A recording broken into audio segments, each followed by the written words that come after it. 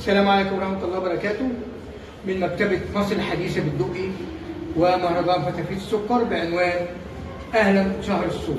لقائنا مع المبدعة صوتها جميل جدا، مش عايزين نحرق الموهبة بس صوتها رائع جدا.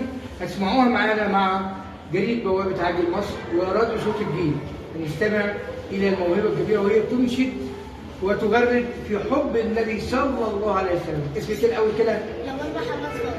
كده لمار عايزين نسمع بقى الأنشودة اللي انتوا بتقولوها جوه.